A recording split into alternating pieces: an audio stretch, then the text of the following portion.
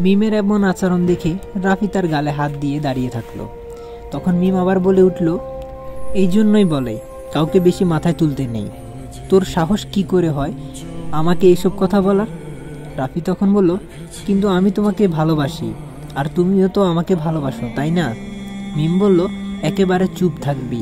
কে তোকে বলেছে আমি তোর মতো ছোট লোককে ভালোবাসি? আর তুই কোন সাহসেই বা আমার হবু স্বামীর গায়ে হাত তুলিস?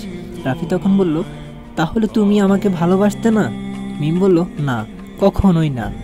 আর তোর কি আছে যে আমি তোকে ভালোবাসবো? এখনই তুই এ বাড়ি থেকে চলে যাবি। আর তা না হলে? রাফি তখন বলল, না হলে কি করবে? মিম বলল, কি করতে পারি তা তুই ভালো করেই বুঝবি। এরপর মিম সাজিদকে রাফির সামনে বলে, তোমার কোথাও লাগেনি তো? আমি ওকে এখনই এই বাড়ি থেকে বের করে দিচ্ছি। সাজিদ বলল, তুমি যেহেতু বলেছ তাহলে ঠিক আছে। আর এই বেয়াদবের বাচ্চা, আজ তোকে মেরেই ফেলবো। ওর এত বড় কলিজা কি করে হয় ও তোমার হাত ধরে? তখনই সেখানে মিমের বাবা মা আর সাজিদের বাবা মা আসে। আর তখনই সাজিদের মা বলে উঠে, এই ছেলে এখানে কি করে মিমের সাথে? আর এখানে এত চেঁচামেচি কেন? মিমের মা তখন বলল, রাফি, তোমাকে না এখান থেকে চলে যেতে বলেছিলাম, আর তুমি এখানে কি করছো? সাজিদ বলল, কেন আবার এসেছে? ওর কত বড় সাহস জানেন, ও মিমের হাত ধরে। এই কথা শুনে মিমের বাবা অনেক রেগে যায়, আর রাফির শার্টের কলারটা ধরে বলে, তোকে তো অনেক ভালো মনে করেছিলাম, আর তুই কি না আমার মেয়ের সাথে এসব করিস? তোর এত বড় সাহস কি করে হয়? তখনই সাজিদ সবার সামনে এমন কথা বলে যা শুনে সবাই আকাশ থেকে পড়ে। সাজিদ বলল, না, শুধু হাত ধরার জন্য নয়, আমি না থাকলে তো মনে হয় আরও বড় কিছু করতো মিমের সাথে। রাফি তখন বলল, আপনারা সবাই বিশ্বাস করুন, আমি মিমকে অনেক ভালোবাসি, আর সেও আমাকে ভালোবাসে। আমি ওকে ছাড়া বাঁচব না। সাজিদের মা বলল, দেখেছেন ভাবি, মিলে গিয়েছে না?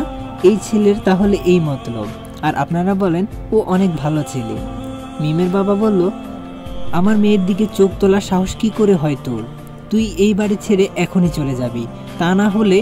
রাফি তখন বলল, আমি নিজেই চলে যাচ্ছি, কিছু করা লাগবে না, আর কোনো দিন আপনাদের কাছে আসবও না।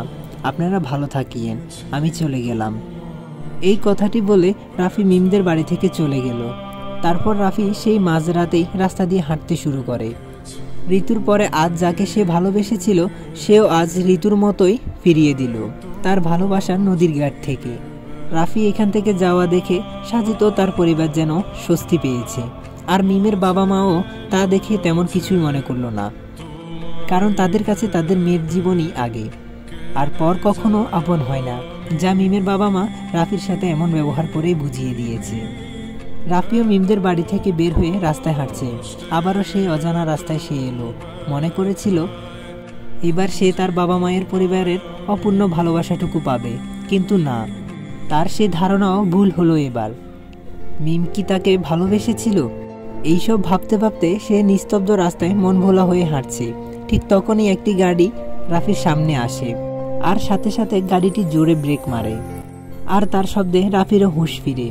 তারপর সে পিছন ফিরে তাকায়, আর একটা মেয়ে গাড়ি থেকে নেমে বলে, আরে আপনি কি চোখে দেখেন না ভাই? আর কেউ কি এমন রাস্তার চারদিকে হাঁটতে থাকে? রাফি তখন নিশ্চুপ হয়ে আছে। মেয়েটি তখন বলল, অদ্ভুত মানুষ তো আপনি, কথা বলছেন না কেন? তারপর রাফি একটু ভালো করে ঘুরে তার দিকে তাকালে সেই মেয়েটি বলে, আপনি রিদির অফিসের সেই লোক না, যাকে রিদির সাথে রেস্টুরেন্টে কথা হয়েছিল? রাফিও ভালো করে দেখে, এই তো লিজা, যে কিনা রিদির বান্ধবী আর শফিক চাচার মেয়ে। এটা দেখে রাফি তাকে বলে, আমি সেই। লিজা বলল, তা আপনি এমন করে হাঁটছিলেন কেন? আর একটু হলে তো আপনার সাথে আমার গাড়ির অ্যাক্সিডেন্ট হতো। রাফি বলল, ও আসলে খেয়াল করিনি। লিজা বলল, তা আপনি এত রাতে এভাবে রাস্তায় হাঁটছেন কেন? রাফি বলল, না তেমন কিছু না, এমনি ভালো লাগছিল না তাই। লিজা বলল, কেন, আপনার কি মন খারাপ? রাফি বলল, না এমনি হাঁটছিলাম।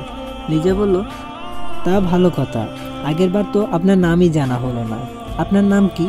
রাফি তার নামটা বলতে কেমন যেন বোধ করছিল, তাই সে তার আরেকটি নাম বলে, জি আমার নাম হোসাইন।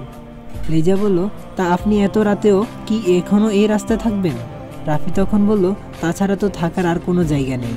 লিজা বলল, মানে? রাফি বলল, কিছু না, যাব, একটু পর যাব। লিজা বলল, আচ্ছা চলুন আমি আপনাকে আপনার বাড়িতে এগিয়ে দিয়ে আসি। রাফি বলল, না থাক, তার দরকার নেই, আমি একাই যেতে পারবো। লিজা বলল, আমার কোনো সমস্যা নেই, আপনি চলুন আমার সাথে। তারপরে লিজার এমন জোরাজোরিতে রাফি তার গাড়িতে ওঠে, আর লিজাও রাফিকে এগিয়ে দেওয়ার জন্য যায়। কিন্তু সে তো জানে না রাফির এখন আর কোনো ঠিকানা নেই। গাড়িতে চলতে চলতে হঠাৎ লিজা বলে ওঠে, আপনি কি এখনও রিদির অফিসে চাকরি করেন? রাফি তখন বলল, এখন আর করি না। লিজা বলল, ও, রিদি তো এখন বিদেশে গিয়েছে। রাফি বলল, ওনার তো বিয়ে হয়েছে। লিজা তখন বলল, হয়েছিল, কিন্তু এখন তার স্বামী আর নেই। রাফি বলল, কেন? লিজা বলল, আসলে রিদি যার সাথে বিয়ে হয়েছিল তার অন্য একটি মেয়ের সাথে সম্পর্ক ছিল, তাই তাদের ডিভোর্স হয়ে যায়। আর হয়তো কিছুদিন পর রিদিও দেশে ফিরে আসলো। রাফি বলল, ও। লিজা বলল, তা সেদিন তো আপনার সাথে বেশি কথা বলা হলো না। আপনার বাড়িও তো রংপুর, তাই না? রাফি বলল, জি, রংপুরে। লিজা বলল, সেদিন বলেছিলেন, তা রংপুরের কোথায়? রাফি বলল, আসলে সেটা। তখনই লিজাকে কে জানি কল করে আর বলে, তুমি কোথায়, আর কত সময় লাগবে? লিজা বলল, এই তো আর 30 মিনিট সময় লাগবে, আসছি যান, আর একটু অপেক্ষা করো। তারপর লিজা বলল, আমার স্বামী ফোন দিয়েছে, অবশ্য সেদিন তো দেখেছিলেন। রাফি বলল, দেখেছি, আপনি শুধু শুধু আমার জন্য কত সময় নষ্ট করছেন, আমি একাই যেতে পারতাম, আপনার জন্য আপনার স্বামী চিন্তা করছে। লিজা বলল, না, কিছুই হবে না, আসলে ও আমাকে অনেক ভালোবাসে, তো তাই আমাকে বারবার ফোন দিচ্ছে। এভাবেই রাফি আর লিজা যাচ্ছে। তখনই রাফি বলে উঠে, আপনি যদি কিছু না মনে করতেন তবে একটা কথা বলতাম। লিজা বলল, হ্যাঁ বলুন। রাফি বলল, আপনি সেদিন রিদির সাথে যেন কোন একটা ছেলের ব্যাপারে কথা বলছিলেন, তার সম্পর্কে কি জানতে পারি? লিজা বলল, ও, সেদিনের ওই ঘটনা? আসলে আমাদের এলাকাতেই একটা ছেলের কথা বলছিলাম, তার একটা ভুলের অপরাধে তার জন্য অনেক বছর জেল হয়, তারই কথা বলছিলাম। রাফি বলল, ও, তা আপনার বাবার সাথে কি যেন বলছিলেন? লিজা বলল, আমার বাবা তাকে অনেক ভালোবাসতো, আসলে সত্যি কথা বলতে আমিও তাকে ভালোবাসতাম, কিন্তু তা কখনো আমি তাকে বলিনি, কারণ আমার বাবারও তাকে অনেক পছন্দ ছিল। কিন্তু পরে নাকি সে তার মামাতো বোনকে দর্শন করার চেষ্টায় তার শাস্তি হয়। রাফি বলল, তা সে কি সত্যি অপরাধী ছিল? লিজা বলল, বাবা তো তাই বলেছিল, কিন্তু আমার কেন জানি বিশ্বাস হয় না, আমাকে সে বোনের চোখে ছাড়া আর কোনো চোখেই দেখেনি। এইসব কথা শুনে রাফি একটু হতাশ হয়ে বলে, আপনি ঠিকই বলেছেন, সে নির্দোষ। লিজা বলে, নির্দোষ মানে? রাফি তখন বলল, এমনি বললাম, আমাকে এখানে নামিয়ে দিন।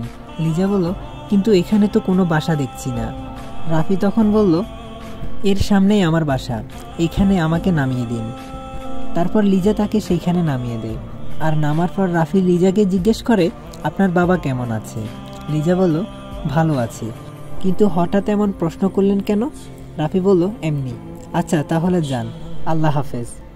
এরপরে লিজা চলে যায়, আর রাফি আবারও ঠিকানাবিহীন হাঁটতে শুরু করে, আর নিজের মনের অজান্তেই বলতে থাকে, আজকে রাতটা কতই না সুন্দর, জ্যোৎস্না ভরা রাত, আকাশে পূর্ণিমা চাঁদ উঠেছে, কতই না সুন্দর লাগছে, আর মাঝে মাঝে হালকা হিমেল বাতাস। নিঃস্ব রাফি একাই হাঁটছে আর এইসব দেখছে।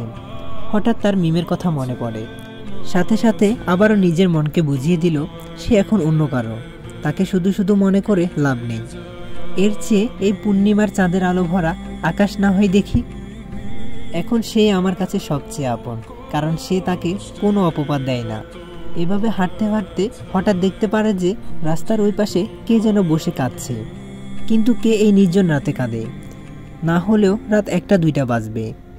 তারপর রাফি আরেকটু সামনে এগিয়ে দেখে একটা ছোট্ট বাচ্চা বসে কাঁদছে, আর এটা দেখে রাফি তাকে বলে, তুমি কাঁদছো কেন, তোমার কি হয়েছে?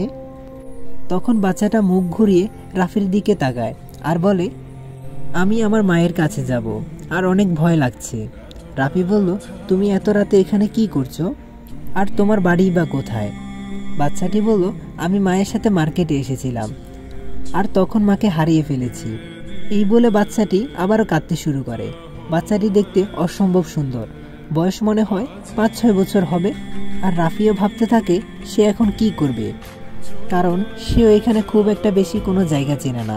তারপর রাফি বলল, তুমি এভাবে কেঁদো না, আমি তোমাকে তোমার মায়ের কাছে নিয়ে যাব। বাচ্চাটি তখন বলল, তুমি সত্যি বলছো তো?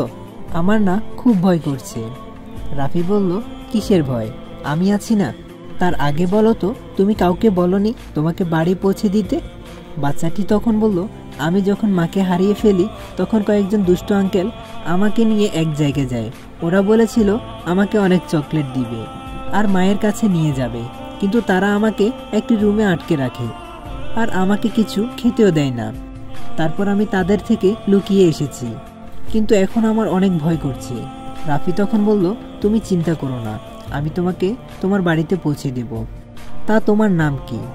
বাচ্চাটি বলল, আমার নাম রিয়াজ, কিন্তু সবাই আদর করে রিজু বলে ডাকে। রাফি বলল, বাহ, তোমার নাম দেখি খুবই সুন্দর আর আমার নামের সাথে মিল। রিয়াজ বলল, তোমার নাম কি?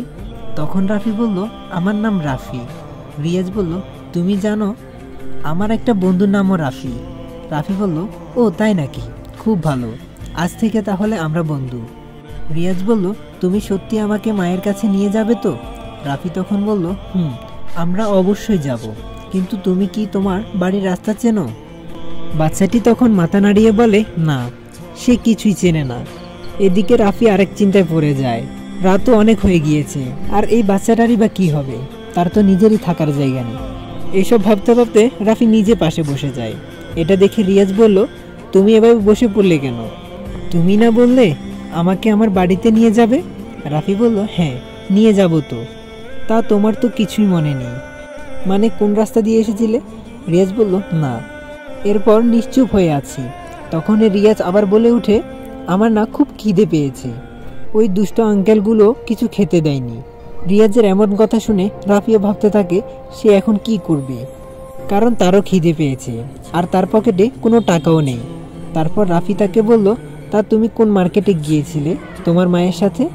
রিয়াজ বলল, তাও জানি না, কিন্তু সেই দোকানে অনেক বড় বড় টেডি বিয়ার পুতুল ছিল।